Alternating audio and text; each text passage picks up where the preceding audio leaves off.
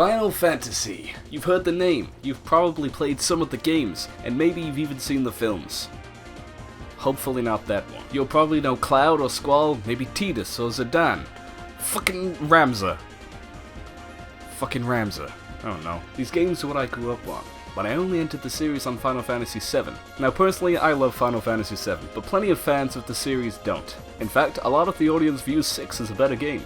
Now I've always yearned to take a look at the ones I've missed out on and see what really made the series what we have today. With Final Fantasy XV on its way later this year, and with its serendipitous delay, I've decided to work on a show taking a look at each of the major numbered installments of the Final Fantasy franchise running up to the release of 15. And we're starting right here at the original Final Fantasy for the NES, in a journey through an almost 30-year-old series that has taken some huge twists and turns in style and gameplay along the way. I decided to go for the NES version of the game instead of any remakes because apparently I hate myself. If I can just preface this in saying that whilst I've had a decent amount of time to play this Final Fantasy, I haven't played that much of it, and will only give myself about a week to put this video together, since mainly I'm a lazy asshole. But also, that will be the time frame I'll be working to for the rest of the series. Hopefully. So I'm in no way pitching these videos as reviews of the games within, more like an extensive first impressions, I guess. These are just my thoughts on the games. So cool, glad I could get that out of the way. If we could just jump right into let's go! Final Fantasy was released in 1987 for the Famicom in Japan. A man named Sakaguchi led the development team in a little Japanese company called Square. Square had released several titles before Final Fantasy, but none that received much commercial success. In fact, Final Fantasy was pretty much the last game Sakaguchi and his team at Square were planning on releasing, as the company was facing bankruptcy, and Sakaguchi was planning on quitting games development altogether and going back to university if it wasn't received well. Thus, the reason why it was called Final Fantasy. Also, the original title Fighting Fantasy was already taken and they just wanted something that could be called FF, but that doesn't sound as interesting. You probably know how this story ends, however. The game was a pretty huge success that brought RPG to the forefront of gaming within Japan. It saw a release in 1990 for the NES in America, which also sold well. However, the game didn't see the light of day in terms of an official European release until Final Fantasy Origins in 2003. For context, Final Fantasy XI was released in 2002, so thanks for that one, Dad! The game is your classic turn-based RPG, with an overworld, plenty of towns, home to NPCs, places to buy all your adventuring necessities, and a place to rest your party. There's a bunch of weapons, armor, magic, and, well, I mean, it's a Final Fantasy game. I'm sure you know the basics of a standard open-world RPG. There seems to be a lot more of a Western fantasy influence in this game than the more recent installments of the series, especially in the monsters and races that inhabit the land. Elves, goblins, and dwarves, oh my! You got ogres, I'm not sure what that's supposed to be exactly, and you've got mad ponies? So that's not a unicorn then. Nah, it's just an irate horse. Don't even worry about it. Just a peeved equestrian. It's probably mad because you keep calling it a pony when it's clearly a unicorn. It's like calling a Native American an Indian. Can't be doing that. What's wrong with you? This game fits right at home on a Nintendo console, though, I'll tell you that much. Right off the bat, you send off on a quest to rescue some princess that's been kidnapped by an evil knight named Garland, and then she gives you her loot as a reward for saving her. Is that a metaphor for something? Because I'd like to pluck a few strings on her loot if you know what I mean. Look at that face. Sexiest woman of 1987 right here. Oh look, I wasn't far off. There's a prologue that explains the party you put together in the character selection screen are the 4 Warriors of Light, an ancient prophecy foretold of in which each warrior possesses an orb that, as people in the world are pretty fond of telling you, must be made to shine again to save the world from the darkness it is apparently in. The king, in gratitude of returning his daughter, builds a bridge to another land for you with a snap of his fingers, and the adventure starts for real. There is something that's been bugging me though. See, when I started my adventure, I straight away headed into town and bought a buttload of gear for my party. I mean, I've played RPGs before. If you want to get anywhere, you're gonna need some weapons. I know what I'm talking about, alright? Don't want to get into a fight with 4 mad ponies, naked as the day you were born and hitting them with your fists, you know what I'm saying? Or should I say, crazy horses. Whoa!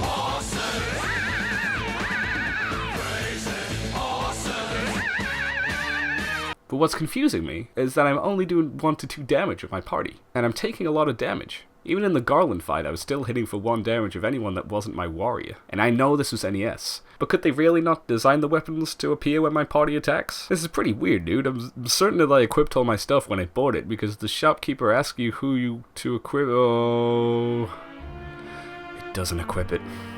It doesn't equip it. It doesn't equip it? So sue me for being used to modern day RPG conventions, but if I'm asked who I want to give equipment to, then I'd imagine that they would fucking use it, and not that they had their own inventories! I'm irrationally upset about this experience. I will be leaving a negative review of it on Yelp. Is Yelp still a thing? Anyway, after Cornelia, or Cornelia if you're playing the remakes, you head from town to town helping the citizens out from pesky pirates to dangerous dark elves and even villainous vampires. I'm serious, there's so much fantasy in this that I might actually puke pixie dust. But this, coupled with what was actually a relatively in-depth story for games at the time, and you have a game that makes it feel like a grand adventure to save the world. And with that, we come to a main issue of the game, the random encounters.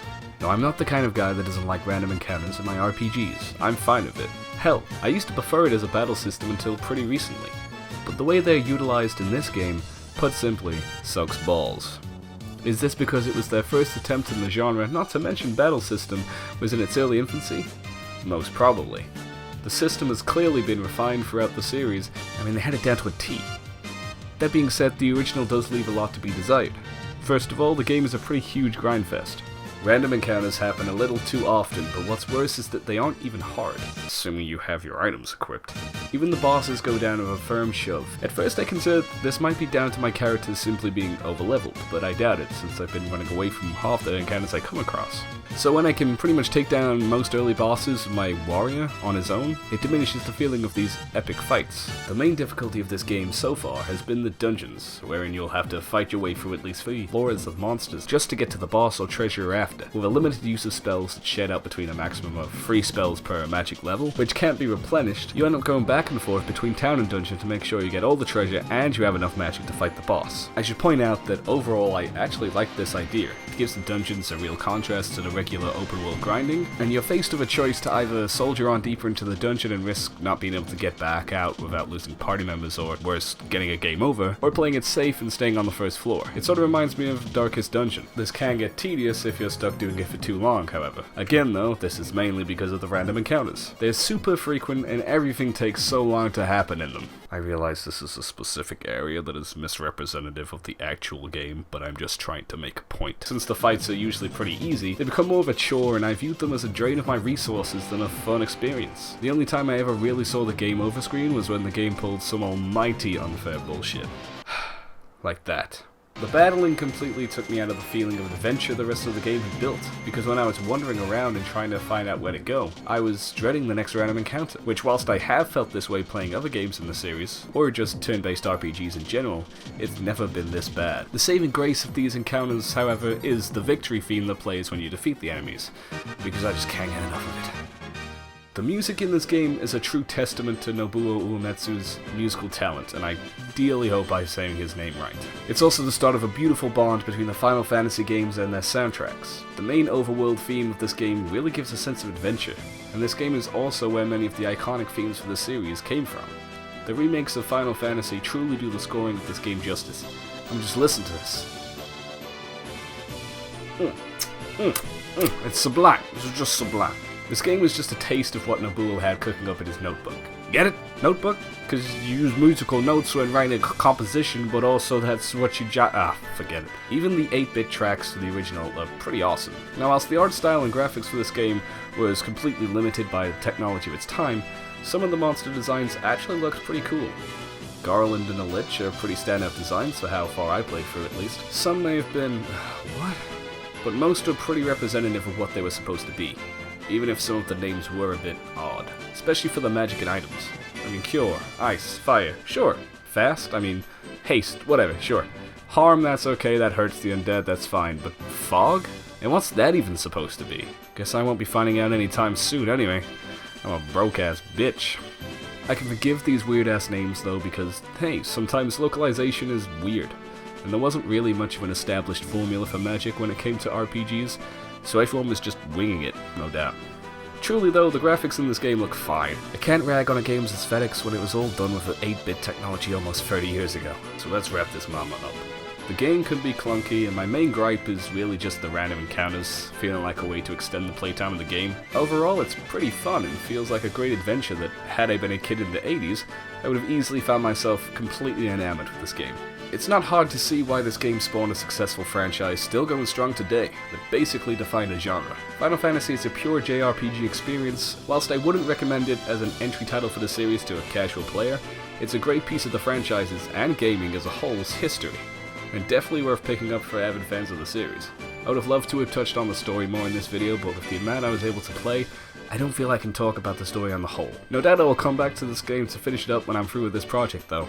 So that's it, our story has started. And it's only going to get more interesting from here on out. This series will be going in chronological order of releases, so join me next week, hopefully, when I tackle Final Fantasy II. I promise it'll be a longer video. Now if you don't mind, I've got some hardcore grinding to do.